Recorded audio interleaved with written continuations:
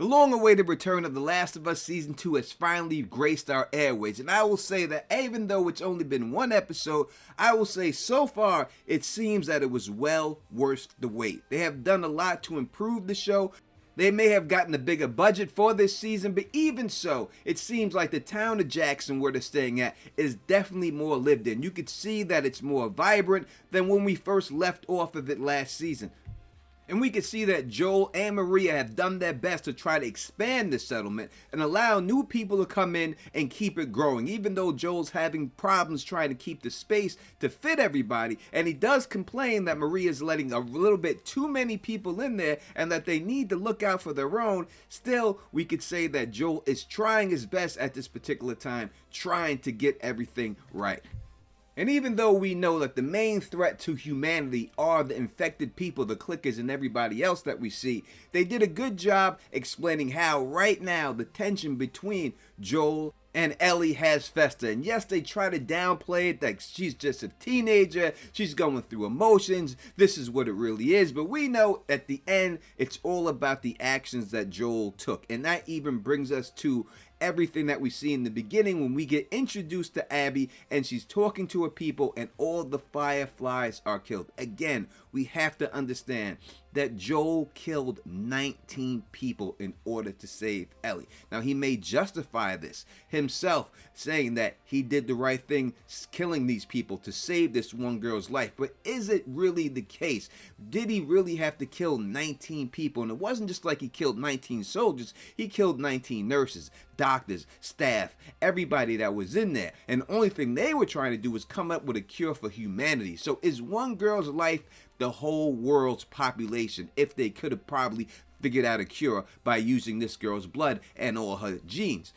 That's a debate that Joel has to rectify with himself, inside of himself, and we see that he's even going to a psychiatrist. But even when he's going to the psychiatrist, he wind up killing the psychiatrist's husband. So Joel's an animal. I mean, we can't really not look over that. Even though he's done good things in the town and is trying to help the town, he is a murderer. A mass murderer, and he may have been justified. Again, if you're a parent and you want to say, hey, my daughter life is worth more than this, and that I can understand you feeling that way. I'm a parent, I would probably feel the same way. But we gotta see the other side of Abby, and that is why she wants revenge, because she killed her father, and she is determined, as we've seen with her people, to take vengeance on Joel. And not just take vengeance on Joel, she said she wants to kill him, but not just kill him, she wants to kill him slowly.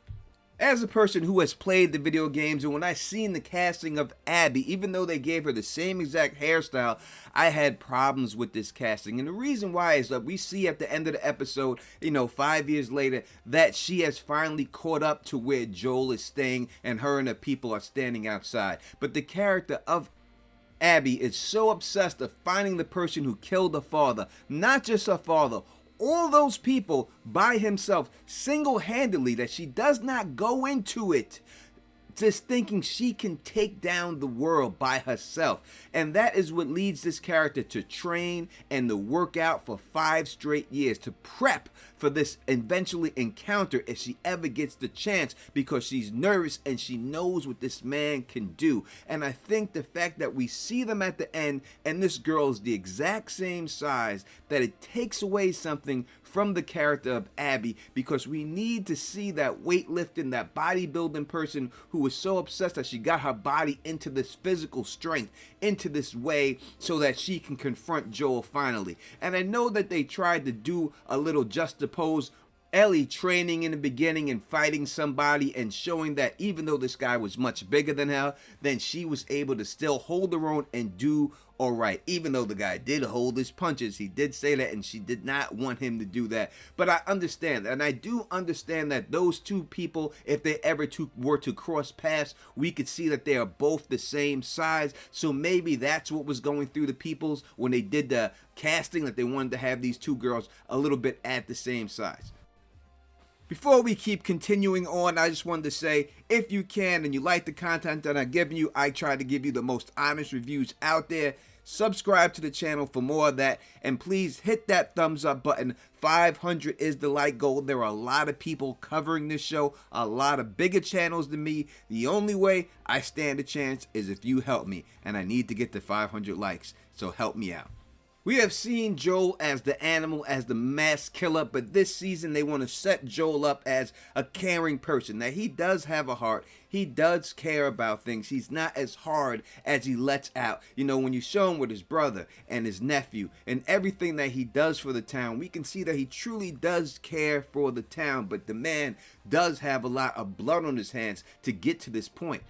Even though we have seen the softer side of Joel open up this season, we can clearly see that him and Ellie are not on the same page. There is a personal problem, and the only thing we could think of is that somehow Ellie must have figured out what he did, and she's not letting it out. She's not saying it. Again, that comes back down to the therapist when we see that scene and she speaks things out in order to clear the air and tries to get him to admit, because she knows that he's playing him and he's not saying the full thing, but he refuses to say it out loud. Somehow Ellie knows about this, and he's at some point going to have to tell her the truth about exactly what happened.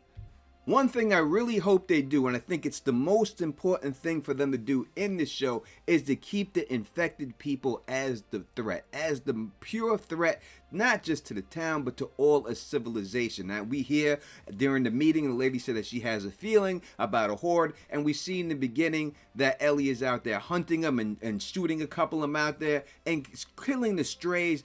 And she's very laxed about it. She's very like, this is any normal day, just killing them and making fun of the whole situation. And then when we see her go off on the scouting mission and they go in there and they see the bear and they see that the infected had taken the bear down and the bear has taken down some infected also, that there's a possibility that some of them could still be inside the building. So her and Dina just jump up there and run in there really willy-nilly, you know, like, oh, we're gonna go in there and we're gonna take these things out, we're gonna do that, it's not going to be a problem. And even though the rest of the group is trying to hold back, they just gun-ho to go inside there. And when they do take out the first one, they did a cool trick with the bottle. A bottle is something that they use in the video game all the time to distract them, and they got the drop on the one and they killed the one. But then when she falls through the ground and she hits the floor, we see a different type of infected, and this is the stalker infected, and this is their first appearance in the show. And for the people who've seen them, these are the ones that actually hide, they actually try to get you, they stalk you, hence the name, and they do that. And Ellie does get bit by it, but does eventually take it out. But even after that is done, when she's at the town meeting, she doesn't seem to be still taking it seriously enough. I would have rathered her to be shook from that situation. Like, oh, I went in there very cocky and I almost got myself killed. But it just seems like she shakes it off too much, and I don't like that. I would rather her to have reflected from that situation and say, yo, maybe I should slow things down. Maybe we should take it a little bit slower. But it just seems that even that did not shake her. If you lose the threat of the infected, if the audience doesn't believe that it's a big threat like it should be, then the show just becomes another Walking Dead show and you lose the whole show. So I hope that they have something planned later on to keep it going. Obviously, we've seen that inside the pipeline that there is some type of cordyceps in there, and that later on it's going to be getting into the town. I really hope that they bring the spores back. That would make it an even better situation where the threat is even more elevated. So I hope that's the place that they're trying to go with that. The episode basically almost concludes with the big dance in New Year's Eve, and they're over here dancing. And this is when Dina and Ellie finally share their first kiss and finally get together. And the guy was right saying that this is a place for families, shouldn't be doing that. But then again, we see his prejudice and why he really felt that way when he comes out of his mouth. And then Joel instantly attacks him. And then again, we see the rift come in when she says, I don't need anything from you. I don't need your protection. Embarrassing him in front of the whole town, where he just has to walk away and walk out. And I think that they're really trying to drive the wedge between Joel and Ellie, so that way if something does jump off, you get to this point where it's like, I had a chance to make amends and I didn't make amends. It could be something like that going on with them, and that's why they keep trying to go back to this situation. And we see a bunch of Easter eggs from the show, and they put them all in Ellie's bedroom. I'll go through some of them right now. If you've seen other ones that I missed,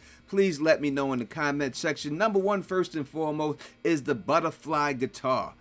In the game, we see Joel cleaning the guitar, and he seemingly found it in an abandoned house right outside of Jackson while he's confessing to his brother Tommy his choice to save Ellie and the massacre all the fireflies instead of letting them kill her. Joel then takes this guitar and gives it to Ellie in a room as a part of a peace offering, and he plays Pearl Jam's Future Days and shows her how it works. Also in the bedroom, we see Ellie back writing down Dina's barracuda joke in her journal, and that's a nice inclusion tool that's important to The Last of Us Season 2, as Ellie constantly writes entries in her journal throughout the game. A scene of Ellie sketching in her journal is the first moment we reunite with the character in the second game, so doing that I think will satisfy a lot of game players. They also give us the lava lamp, which is in the game, but one particular item does stand out, and that is a large poster of Dr. Daniela Starr, the protagonist from Ellie's favorite comic book, Savage Starlight Comics. And in the game, Ellie collects these comics all over the map, and in the show, Ellie bonds with Sam over them in the most devastating episode, I would say, of Season 1, Episode 5.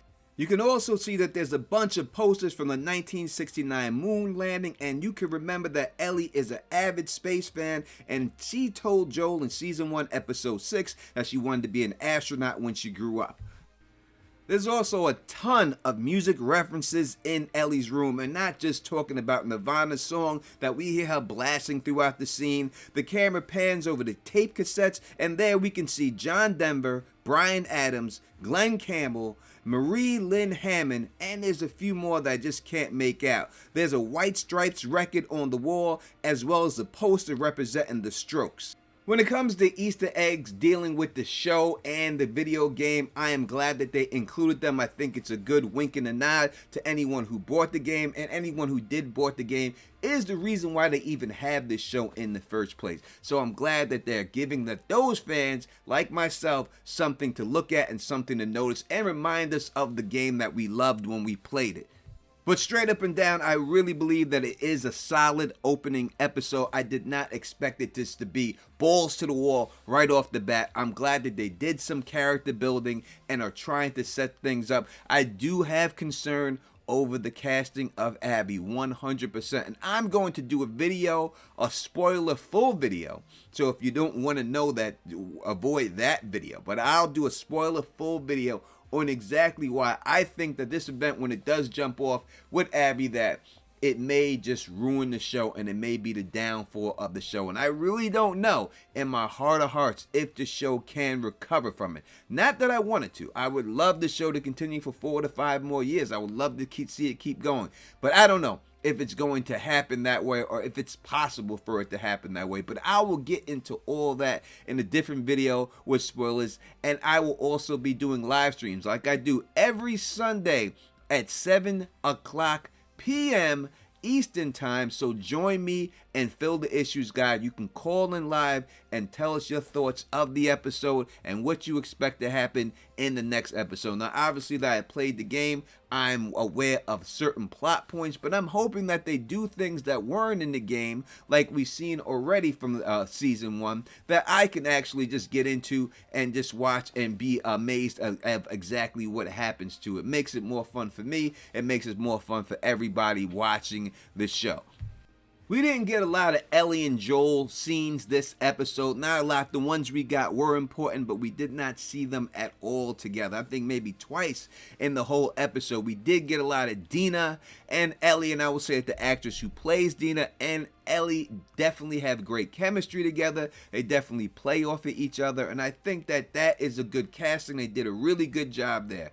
I do not want to harp back on the Abby casting. I do not. The actress may be fine. She may be a great actress. We'll just have to see how it plays out in the end. But that is my only concern going forward. If you have concerns going forward with this show, let me know in the comment section. I would love to hear from you. I try to respond to every comment that I can, especially the ones that go off right up in the morning, so that way I can just get right on them and take care of it. And if you can, please hit that thumbs up button. 500 is the like goal. I really need to get to 500 likes in order for YouTube to trigger the algorithm. There are a lot of people out here covering this show, so please give me a shot and give me a hand by hitting that thumbs up button. Let's get to 500. And if you like the way I do this, please thumbs up this, spread this across the realm, and of course subscribe. And until next time, you know who it is. Peace and stay sexy.